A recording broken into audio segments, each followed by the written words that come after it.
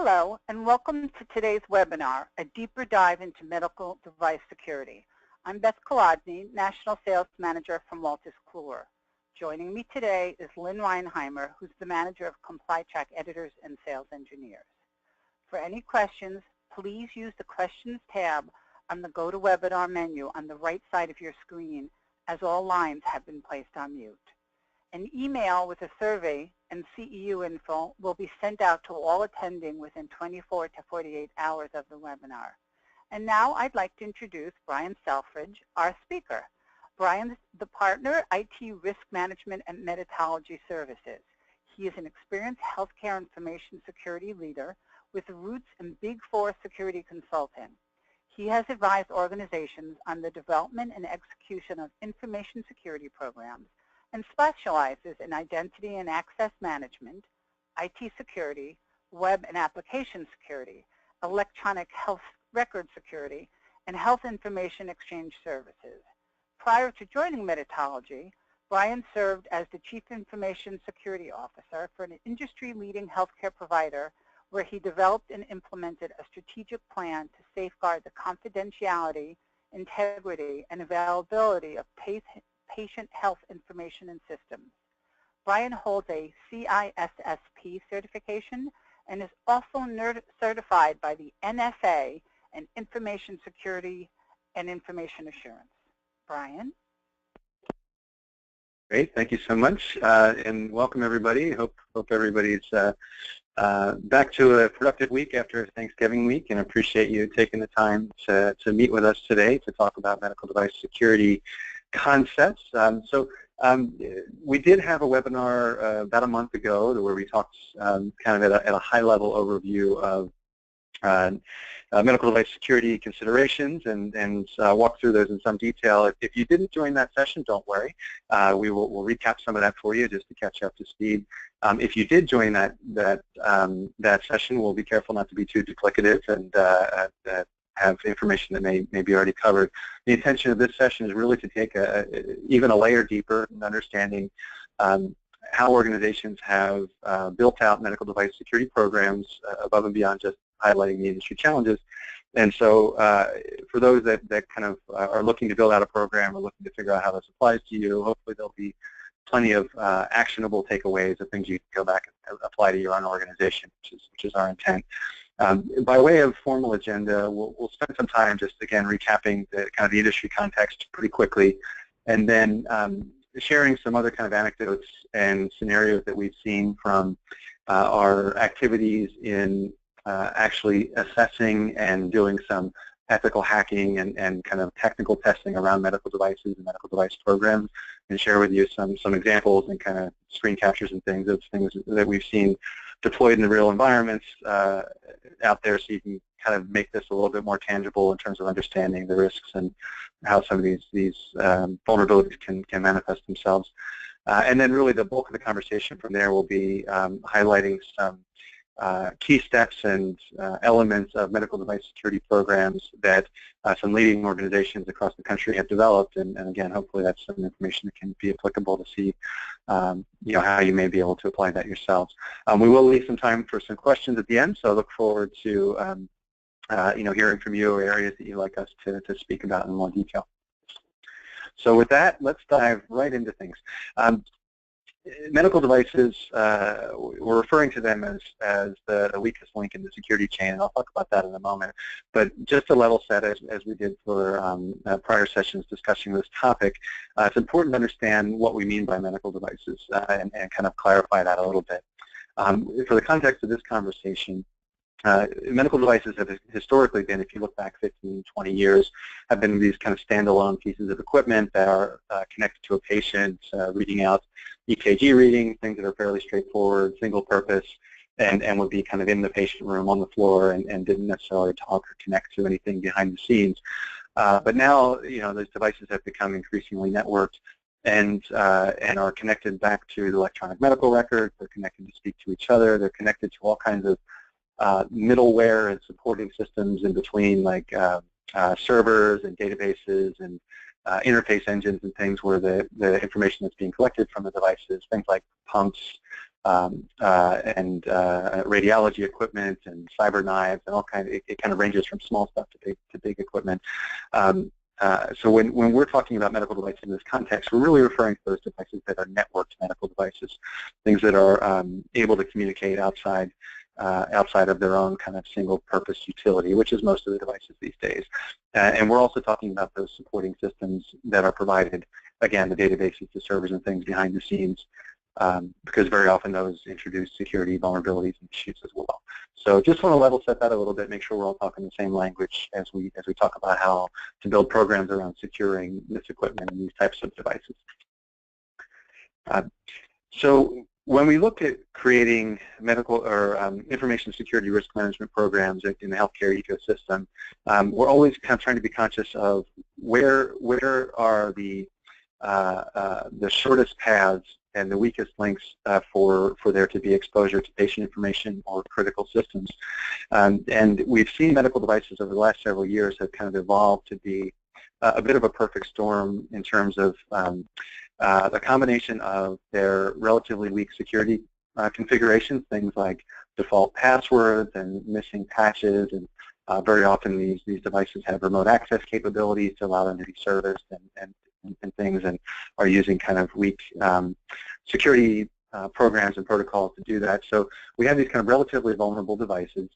If we couple that with the fact that they're increasingly networked and the value of healthcare data has increased exponentially over the last several years, with healthcare data being able to be used for multiple purposes, ranging from traditional identity theft to medical identity theft, where the data can be used to take out fake insurance, healthcare insurance, or be used to acquire controlled substances and narcotics that can be sold on the black market, and as well as kind of insurance fraud and other stuff. And because there's so many ways to monetize patient information, this healthcare data has become a target for attackers, and attackers willing and able to gain access to healthcare environments are looking at medical devices in particular because they have relatively weak security posture and allow access to that data.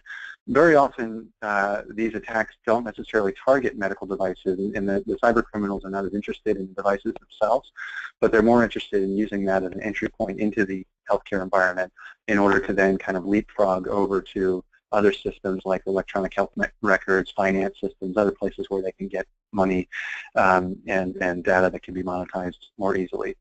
So if that were not enough of a challenge for us to worry about, we also have the potential for patient safety impact related to these devices. So if something goes wrong with the medical device that's hooked up to a patient, on the table or in the office or in the clinical practice, either through some sort of targeted attack or some indiscriminate attack with computer viruses or otherwise, we have the potential for there to be direct harm to patients and their care. And that's, I think, is top of mind for anybody looking at this issue. If for no other reason, even if we're not paying attention to it from a regulatory perspective or cyber breach perspective, we certainly want to make sure these devices are as secure as possible so we can avoid those kind of adverse patient safety incidents.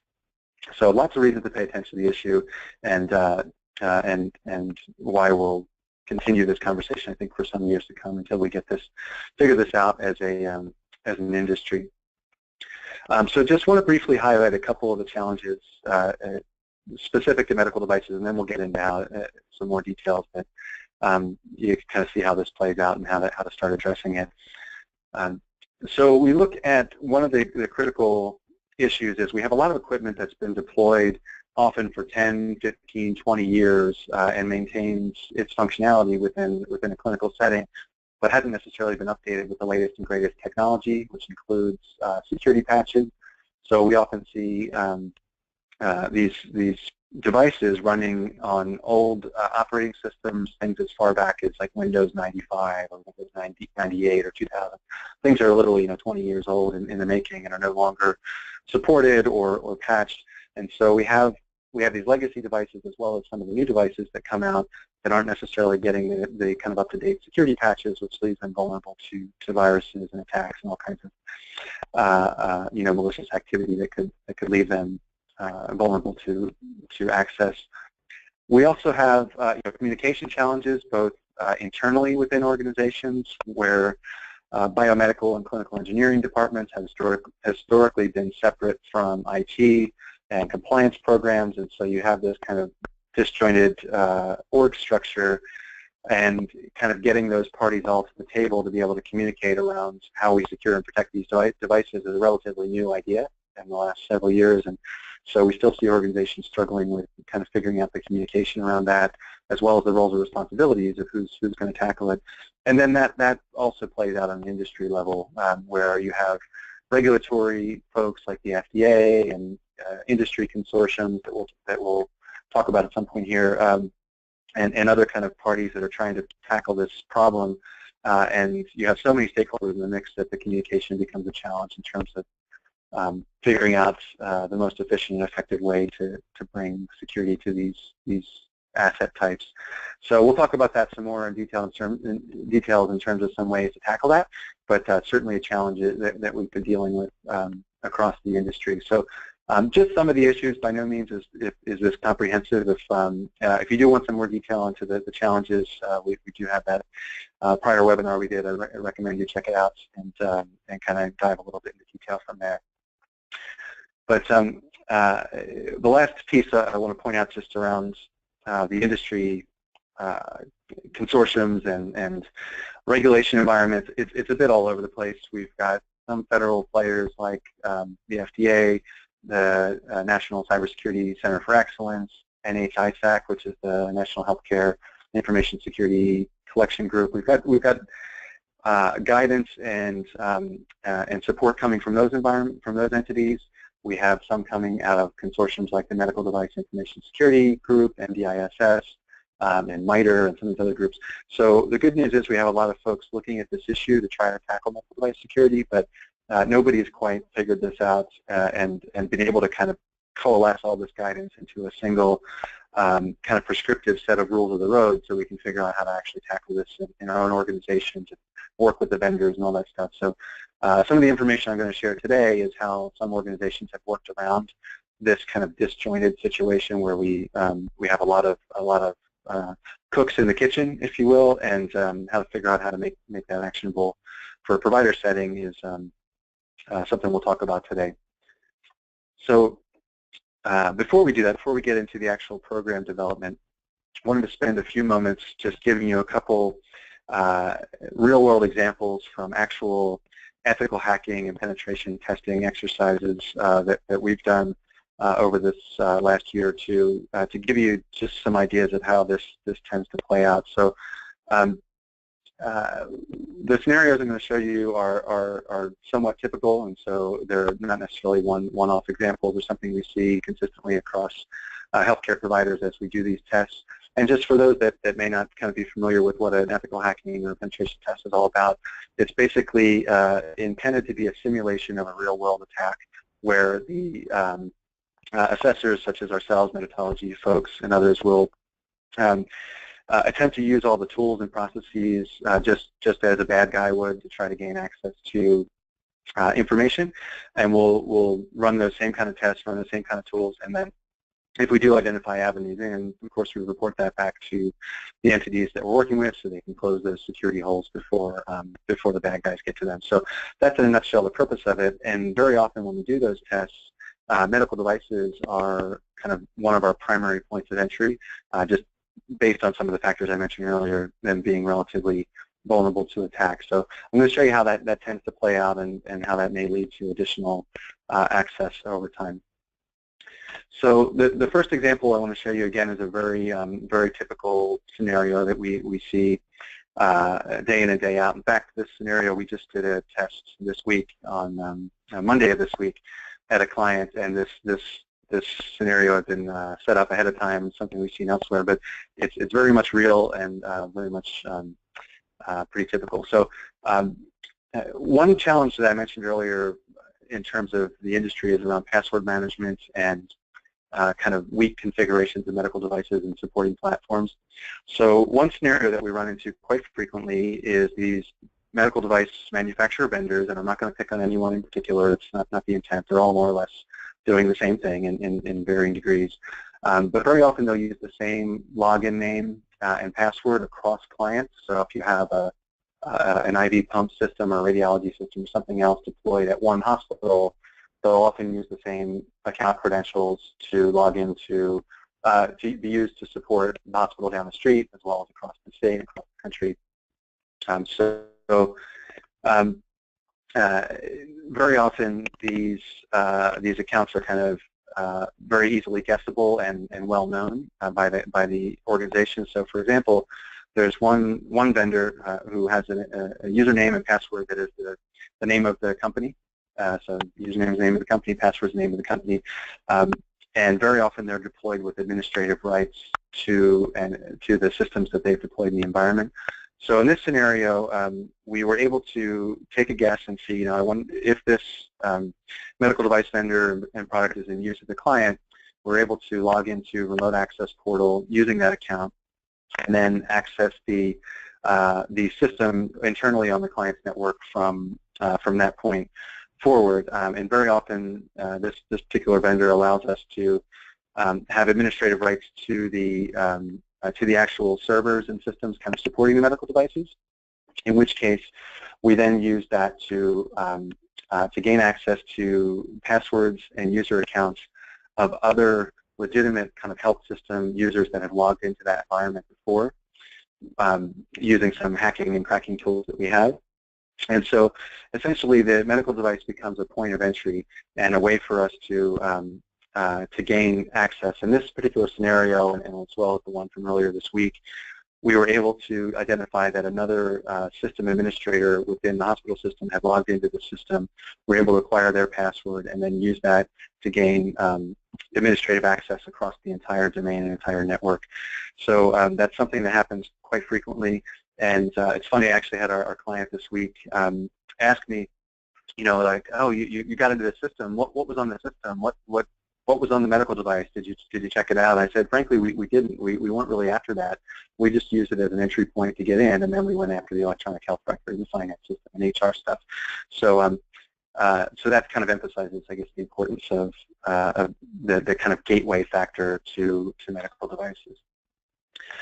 Another example, just to give you a flavor for it, is very often these medical devices have remote access technology integrated into them. So that's either for remote access support by the vendor or through technicians that need to kind of work on the equipment, or otherwise access it for remote purposes. What we find quite often is the remote access technology uses kind of industry default tools, as well as is lacking kind of in appropriate passwords and authentication control to get into these devices. So the example I have on the screen here is just a modality device that we were able to use what's referred to as a VNC tool, just a remote access tool. They didn't have any password authentication in place for this, so we were able to just log in without providing any credentials. And then in this instance, we were just on the actual device itself, and so we could see the information that was stored and managed on that device. And you'd be surprised how much PHI is actually, patient information, protected health information is stored on these devices. We had to, of course, redact everything here to protect the information, but you see we'd have hundreds of patients in this particular device, as well as the ability to change settings and dosages and look at the audit logs of kind of what patients have been accessed historically. Even though that information is sent to the electronic health record for actual processing for the patient care record, we in this case saw that some of that information was stored locally on the device as well. So you may have some compliance exposure there, as well as obviously the patient information and patient impact. Of course, as penetration testers, ethical hackers, and such, we log in, we validate this, and we get out. We don't further test anything that may be of adverse harm to a patient. So I just want to make sure that that's clear of how these tests tend to work. Some other quick examples of what we've seen out there in the field. We very often are able to gain physical access to equipment and devices and obtain patient information off of those devices by plugging in USBs or otherwise logging into the device locally if it doesn't have strong passwords. So that becomes an avenue for us. Also, very often, a lot of the medical devices, especially a lot of the legacy systems, the vendors will require, or at least they'll ask, that healthcare providers kind of reduce the security on their wireless systems, so the Wi-Fi setup in the hospital. They'll require their products to use outdated wireless encryption technology like WEP, WPP, which is listed here. And what that means for us as attackers is we've literally had examples where we sat out in the parking lot of the hospital because they're running these outdated encryption algorithms. We're able to break into the networks fairly trivially. This WEP encryption, for example, is something that is 10, 15 years old and has been vulnerable for a very long time, and it's trivially easy to get into. And so even though we're not going after the medical devices specifically, we're able to sit in the parking lot and then break into the clinical network and then again get full control of the environment from that point forward in order to get access to larger multi-million volumes of patient records. So again, even though the medical device we didn't really care about the medical device, it still introduced this vulnerability, still introduced this issue that allows us to gain access. And that happens somewhat frequently. The last example I'll use is around pharmacy dispensing units. So those devices that sit on the patient floor that allow practitioners to be able to, dispense medications. And what's interesting about these devices is they often look like they're very secure, right? They'll have like a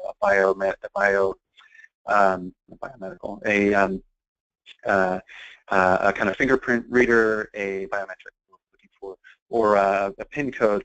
But we found that even though they look fairly secure, with a few keystrokes, we're able to kind of break out of that application and get to the system kind of running behind the scenes, which is very often kind of Microsoft Windows, very traditional types of access. And those systems have administrative rights running on them, so we're able to take over the application, the medication dispensing unit, from just having physical access to the device. So, these things, and you might imagine the replications of that are, repercussions of that are not so good from a clinical perspective or otherwise. So, just some examples to make this a little bit more real and give you a flavor of how this tends to play out in environments that we've seen and worked with. From there, I'd like to really spend the bulk of the rest of the time talking about how to build a medical device security program and how to leverage some of the guidance that's been out there from leading organizations and other entities that have been tackling this. So we've put together a model that kind of reflects several of the leading industry frameworks out there. The Veterans Administration, the VA, actually has a medical device security program that is very good. And so we've taken that as a starting point. It's called the MDPP. If you want to check it out, we can send some links afterwards, Medical Device Protection Program. We've taken that as one of the industry-leading kind of frameworks out there, and we've overlaid that with guidance from the FDA, guidance from MDISS, and some of these other consortium groups that are out there, and kind of created what we think is kind of a common sense way of tackling this problem. And this has been deployed at several organizations and has taken into account what we've seen some of the leading systems that have been working on this problem for years have been doing, and it generally evolves around these 8 steps. So I'm going to take some time to walk through these in detail. But it ranges from kind of the people, process, and technology side of dealing with risk management around medical devices. So the communications aspects and making sure that those the biomedical and IT and legal and vendors are all communicating effectively, and what that model look like. Making sure that we have accurate asset inventories to know what devices are deployed out there, and how do we scan and make sure that those devices are secured. We'll talk about virus and malware protection, so how do we build programs that make sure there's clear roles and responsibilities and accountability of who's going to be doing those virus alerts, and how those virus protections, how we make sure that they're appropriate and that we're able to kind of track and monitor any malicious activity that gets detected through them. We'll talk about patching, which is really closing up those security holes that we know about. Certainly the operating system, kind of Windows type vulnerabilities are very prominent. So it's hard enough just to figure out what the issues are, but then once we do, the challenge is figuring out who's going to patch them, how frequently, how we prioritize, and we'll talk about that a bit. We'll also talk about technical security controls, which is a bit of an umbrella topic around some of the different configurations and settings that need to be considered for medical devices and supporting platforms. We'll spend a little bit of time talking about, well, step 6 is validation, but that's terminology that the VA uses, but it's basically third-party risk management. How do we work with medical device vendors and assess their ability to provide adequate security for those devices as well as the platforms that support them, and what's that kind of cycle look like of assessment, validation, working with the vendors, holding them accountable, making sure that there's coverage there. So we'll talk about that a little bit. And then the last two areas are around training, training and awareness, and that's not only for kind of IT and security type resources, but also providing targeted training to biomedical and clinical engineering groups so that they can know, when they're out in the field deploying and configuring these devices, what are some things they need to be aware of. Training could also include things for like the legal department, so they know to make sure that the contracts contain certain provisions around security requirements with the vendors and the products, and so we'll talk about that a bit. And the final area is network segmentation or network isolation, which is really looking at how do we isolate the medical devices for two reasons. One, so that the rest of the big bad world, meaning the healthcare ecosystem that may be infected with viruses and malware and everything else, cannot get or communicate to these medical devices unless they have a business reason to do so. So we want to protect the medical devices from everything else out there. And then kind of somewhat ironically, we also need to protect the rest of the environment from medical devices, because very often medical devices have such weak security controls that they become infected. They become actual kind of attackers on the network through computer viruses and other things. So it's important to segment them out and have them kind of in their own world, so to speak, to protect them and make sure that patient safety is kind of focused, a focus area, or make sure that kind of the regulatory and risk factors are covered as well. So the terminology we're using here is just a medical device security program, or MDSP. And I don't want to put more acronyms in your life, but basically the idea is you need some sort of program, you need some way to coordinate this that's specific to medical devices, and certainly it should align with other information security protection programs and mechanisms you have in place, or you're putting in place. So by no means are we recommending you reinvent the wheel here, but there are certain areas that you do need to kind of laser focus in on with this issue to really tackle it, that are different from the rest of the ecosystem, generally speaking. So the objectives of the medical device security program are, again, formalize, a formal program, develop a multi-year roadmap, because this issue is pretty big, and there's a lot of things that take time to implement, like creating an accurate asset inventory of all the devices that are out there. It takes time to figure that out.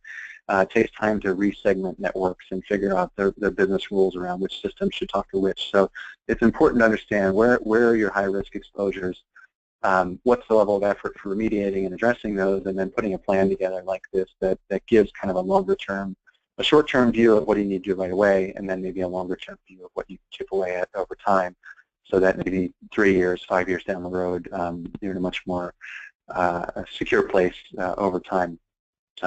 The other purpose of having a medical device security program is being able to align it with some of the industry frameworks and recommendations that are out there, and regulations. Frankly, we didn't talk about HIPAA, we didn't talk about some of the kind of regulations that have been around for a while. Certainly those are applicable here, and you want to make sure that the program that is built is consistent with those requirements and those expectations, and again, avoiding the temptation to kind of go it alone and reinvent the wheel here. There's a lot of good guidance, there's a lot of things out there to reference, and a medical device security program can help kind of tie all that together in a meaningful way. And also align the activities around medical device security with what's happening with the rest of the environment. So, you don't want biomedical or clinical engineering doing something wildly different from what the information security program is doing elsewhere. And then, the other kind of key purposes of this approach are make sure there's clearly defined roles and responsibilities. Who does what and when around patching, around scanning, asset inventory, all these pieces.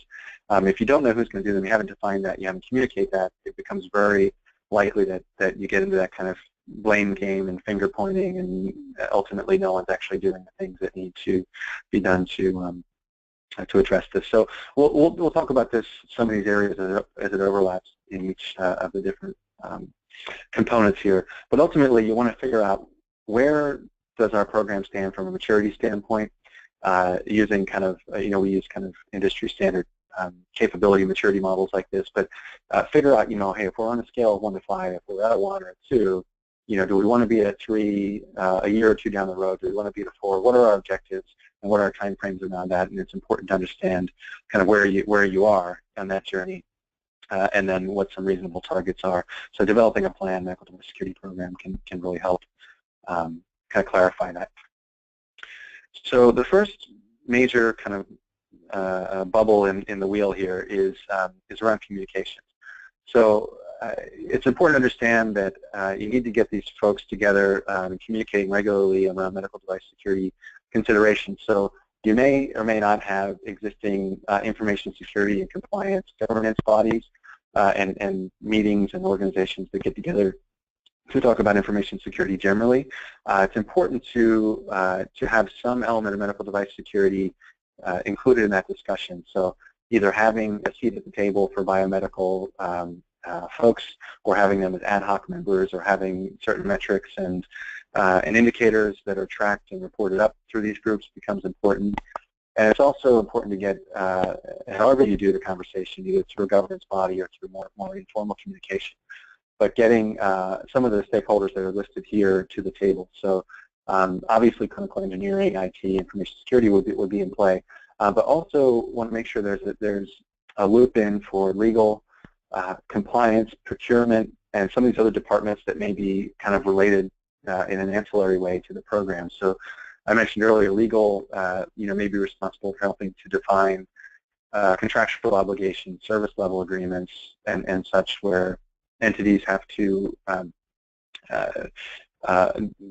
perform certain routine security hygiene and make sure their passwords are strong. And having that in the contract is important. So getting legal to understand what the risks are and having their help to make sure that every contract with the vendors get an additional addendum above and beyond the business associate agreement, for example.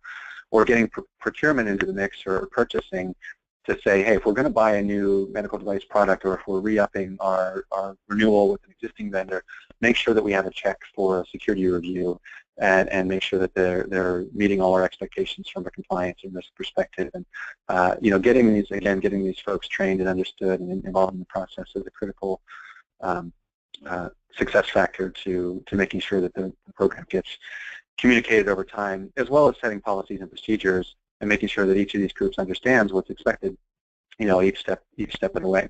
So communication and governance, like anything else, is always a critical success factor. And I think with all the different players involved, it becomes even more important, medical devices in particular. I mentioned, if you do have governance groups together, or if you plan to do so, it's important to define metrics and key performance indicators and things where you can say, how can we in a concrete way track the progression of our program, of our medical device security program. It's one thing just to report up on incidents and generally kind of work through this, but we recommend, and we've seen organizations that are successful around this, developing kind of a robust set of metrics, things that can be tracked either weekly, annually, monthly, something that you can get that comfort where you can see in more or less real time where the program may be veering off course, or where it may be effective or ineffective. And so the programs that we've seen developed and we've helped develop have kind of robust metrics and reporting components of that, just to validate that they're working effectively. The second step, and one that's a bit trickier than others in some ways, is around asset inventory and scanning and security scanning of devices. So very often we'll see organizations will have some sort of asset inventory, a big spreadsheet or something, but very often also those inventories are out of date. It's unclear and not tracked whether or not those devices contain patient information, whether or not they're networked. In many cases, organizations struggle with figuring out where these devices are deployed. So if you do have a security incident or something that needs to be addressed, it's important to have an accurate inventory so you can go forth and apply patches and apply updates to devices, but you have to know where they are. And so that becomes a challenge. One of the things that we've seen organizations do to kind of prioritize their assets, as a typical health system may have 20,000, 30,000, 40,000 or more medical devices, is figuring out, okay, which of these do we need to secure, spend more energy around securing? Is it all of them? Is it some of them? And so having some sort of characterization and classification, which could be on one of two fronts. We have a couple examples here. You could look at it as from a clinical perspective, saying, yeah, we're going to make sure we apply security mechanisms and approaches to patient-sensitive and life-saving type devices first, so your defibrillators, your pacemakers, and then kind of less and under-prioritize, if you will, in a way, some devices like thermometers and things that are monitoring temperature of stuff that maybe, if they went offline for an hour or two, wouldn't cause immediate harm to somebody. So thinking about it from a patient care perspective helps, and classifying devices in that way allows you to say, okay, if we realize we can't apply these security controls to every product and every vendor on day one, but maybe we can start with the priority one areas and then work our way down the line. From another way to look at it is from more of a compliance perspective, thinking how many patient records and how much information is stored or managed by this device or platform, and then using that as a way to kind of classify the devices. And there's a bunch of ways to do this. Some of the leading organizations that we've worked with are kind of automating this to some degree.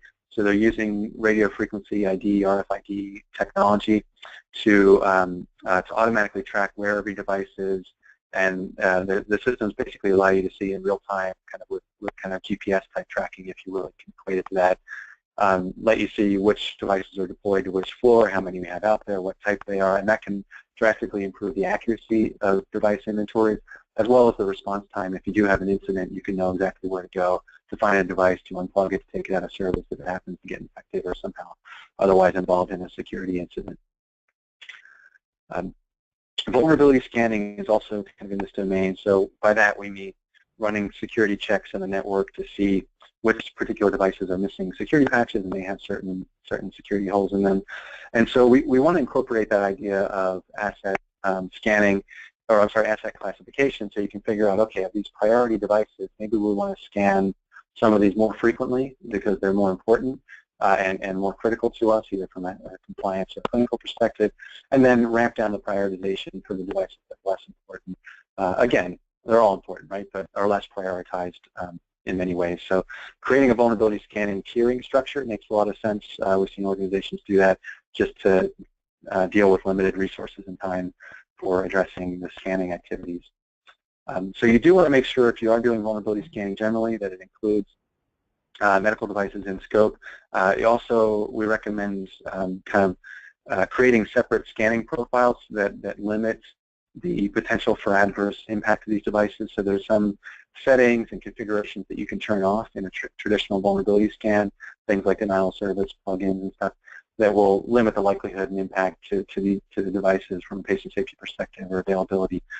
So that's one thing we see organizations do, and to make sure that the scans are happening, but are happening in a safe way.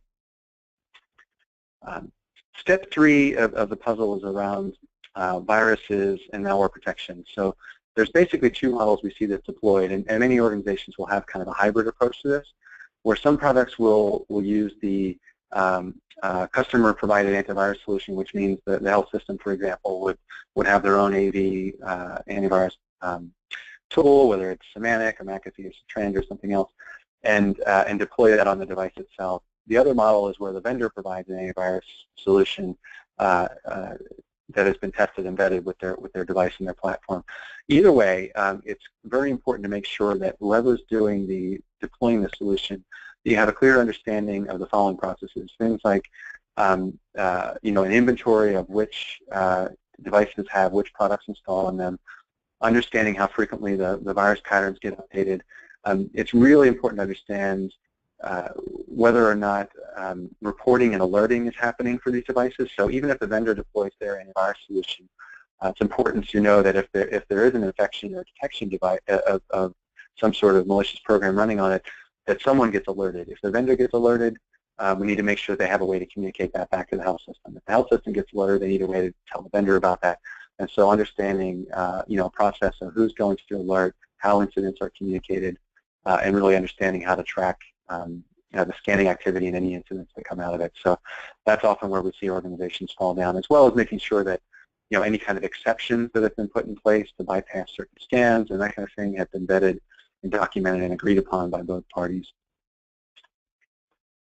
We mentioned vulnerability scanning earlier, but the flip side to vulnerability scanning is once you identify an open security hole, is being able to apply a security patch. So similar to the antivirus situation, there's two models that we see deployed here. Again, where the vendor themselves, so your Siemens, your Philips, or whoever, will actually apply the patches, or in other cases where the customer is responsible for applying patches. Either way, again, important to define the roles and responsibilities in your program to say, for each particular platform, who's going to do the patching, who's responsible, how does that get communicated internally within clinical engineering, biomedical, IT, information security, and make sure that there's clear reporting relationships and that we know what the tools are and the procedures for patching, and have that clearly documented and defined so that it's less likely that that will get skipped or missed or otherwise not implemented, which is what we see quite frequently in the industry. Is, again, a lot of finger pointing, but nobody's really doing the patching. On the technical security control side, it's a little more straightforward. Really doing some inventory of understanding where there may be those default accounts, like the example I used earlier on in the discussion. If you are aware of those, sometimes if you ask your clinical engineering or biomedical director or leader or technician, they'll be able to tell you right off the top of their head the vendors that use these silly passwords. So find out what those are, work with the vendor to change those. It's one of the quickest things to do and highest impact.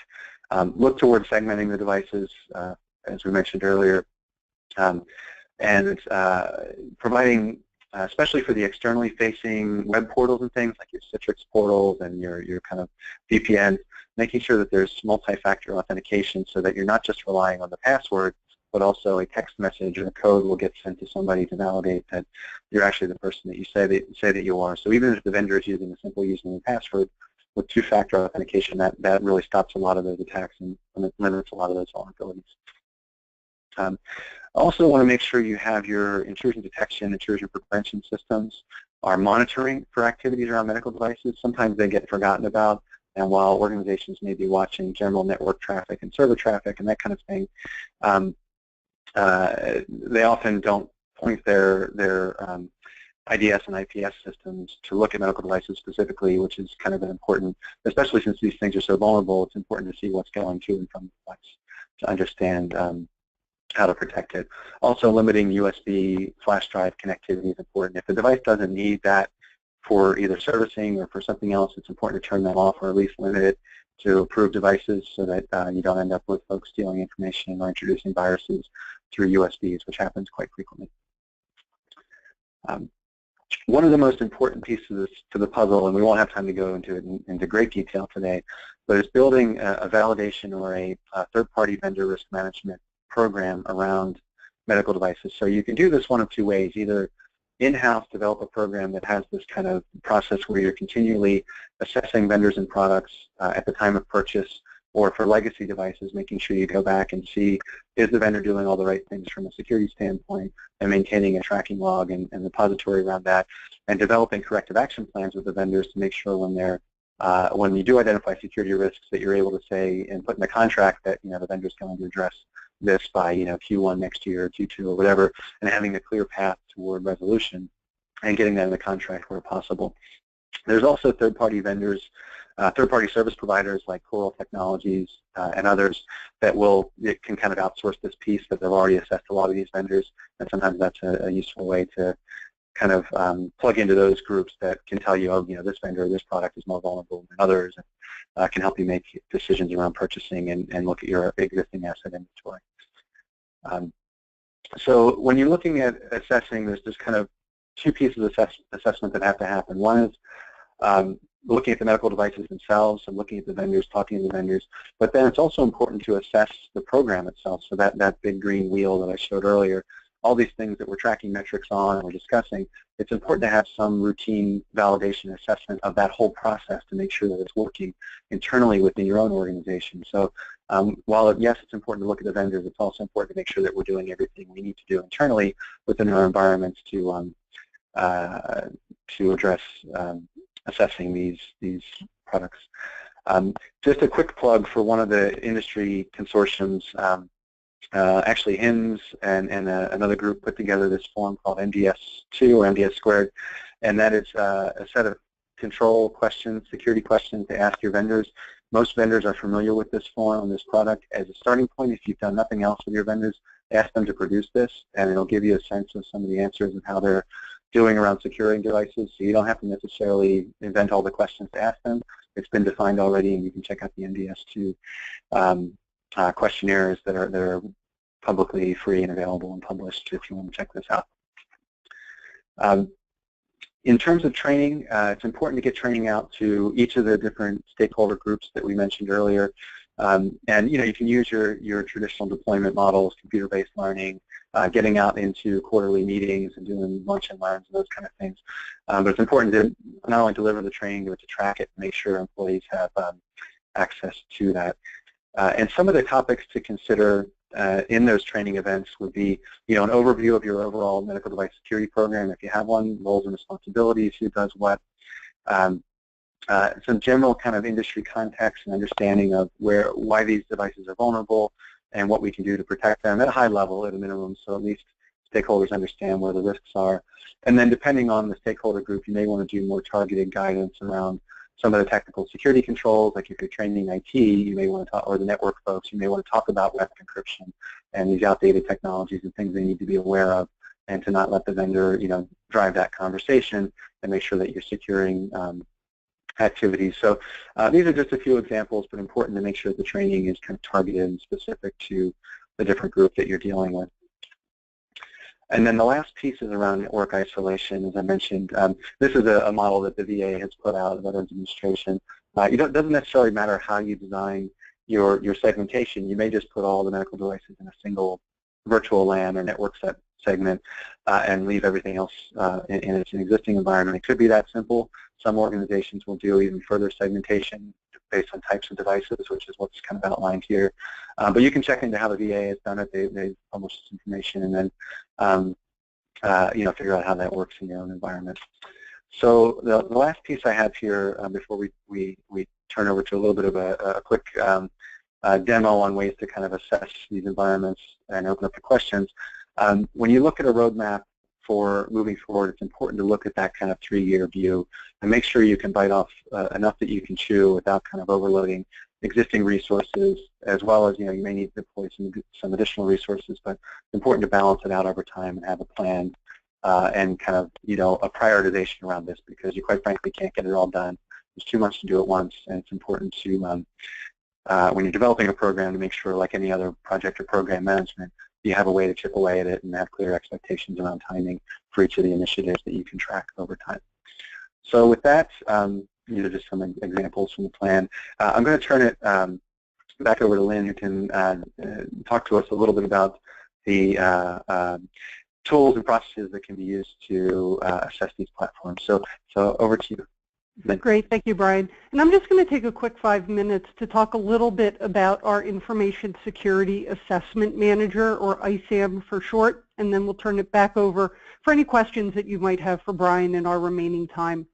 What we're doing with ISAM is we're providing organizations with a solution to assist you in assessing your IS risk across your enterprise, and assessing that risk in a way that gives your organizations the ability to tailor your assessments within the system. It's not one size fit all. It's giving you the ability to focus on the content that you want to focus on for your particular assessments. It's going to take into account things like the size, type, and complexity of your organization as you're doing assessments within the system. We address a wide variety of government and regulatory standards, third-party standards, things like HIPAA, NIST, ISO, COBIT, PCI, Joint Commission Information Management Standards. The list goes on that you can look to do your own assessments. You can also supplement our content with your own. And as far as what you would be assessing through the system, it could be just about anything. Physical locations, facilities and departments within those facilities, systems, databases, infrastructure, vendors. You can do some vendor assessments throughout the application.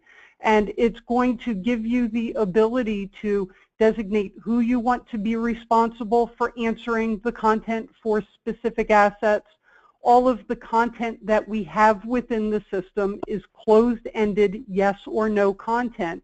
So in answering the questions, individuals will have the ability to choose through the drop-down menu also to add comments to clarify, explain their responses. There is the ability to force comments if you deem that appropriate.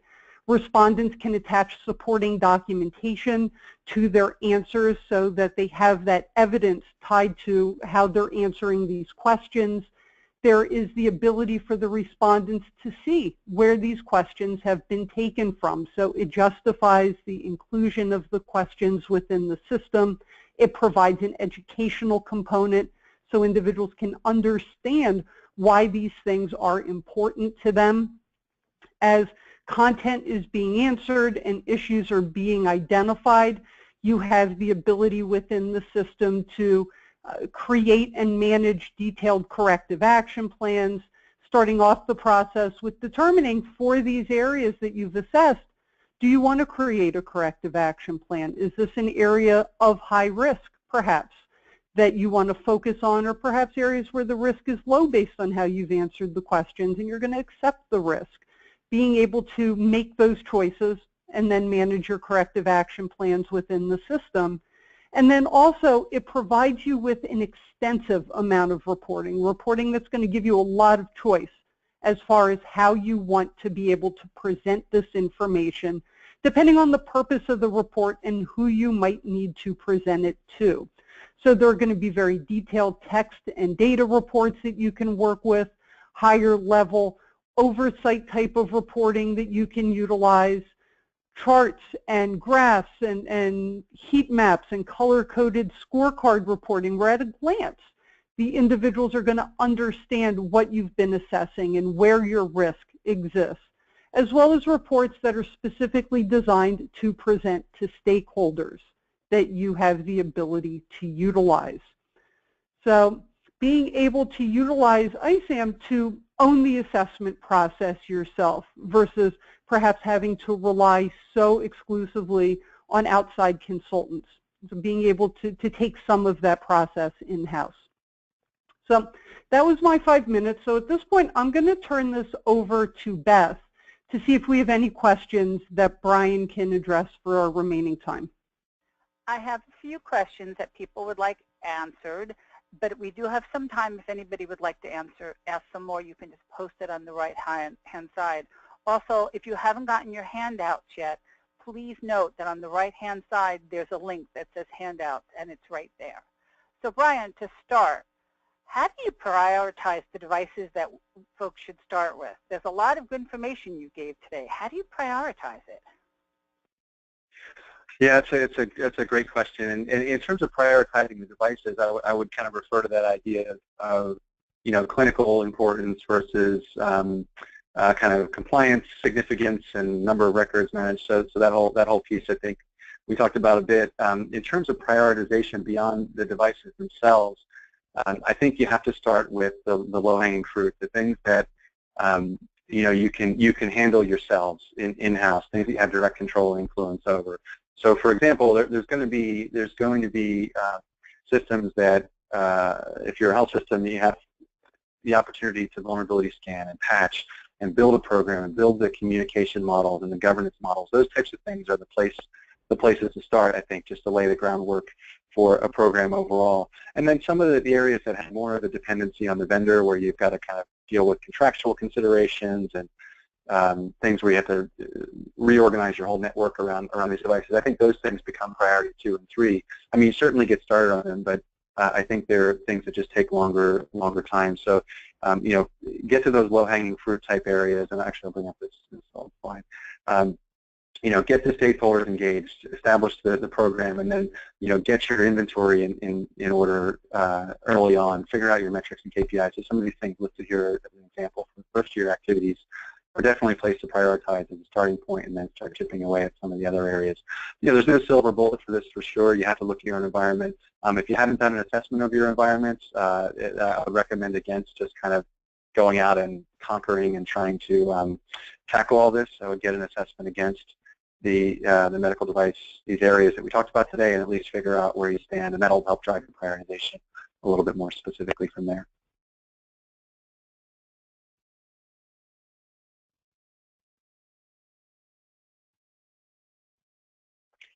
Beth, are there other questions? Thank you. Sorry about that. Many network medical devices are closed proprietary systems. What are some ways to manage and monitor these devices without directly installing software on the device? Another great question, as I would expect from this group. So that's absolutely correct. You know, in some cases, hands are tied a bit with respect to legacy devices that are out there that are closed systems, or the vendor isn't willing or able to play ball with helping to secure them. You know, I say that with an asterisk on it. But for those type of devices, there are things you can do. We refer to as compensating controls, or things you can do to still protect those devices, even though they may have things like outdated security settings and stuff that you can't immediately take care of. So some examples would be, we talked about network segmentation, network isolation. I think that's number one. You know, get these devices off into their own little area where you can put additional protections around access controls. You can put additional network protections, firewall controls of what traffic can go to and from these devices, and that'll limit the likelihood of there being, you know, kind of any ability to have a malicious attack or impact to the device. And so network segmentation plays into it. Also increased monitoring. So if there's devices that you know are insecure, it's good to put some extra alerts and monitoring and systems that can kind of keep an eye on those devices, so that if there's anything suspicious or out of the ordinary that's coming to and from those devices,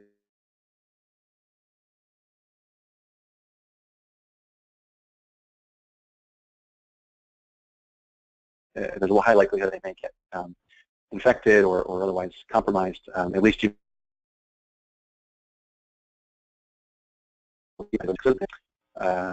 you know, there's probably some other things you can do from a technical standpoint to just limit the potential impact of those devices.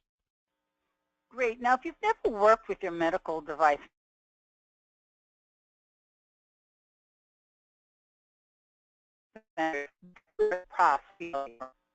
Sure. I would start with those MDS squared questionnaires or something similar to it, where you start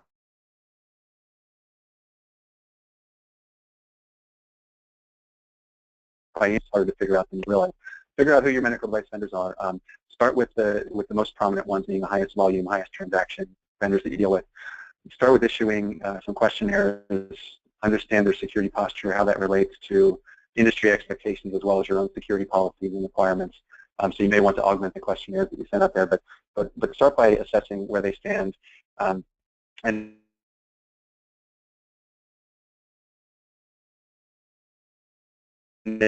respond to some security vendor out there right away. But get started with the first few, get comfortable with the process, figure out what your resources look like internally to review and vet those responses. If you know, looked at third parties like Coral that can help you, CORL, Coral, kind of get a handle on that and expedite things. But that's where I would start.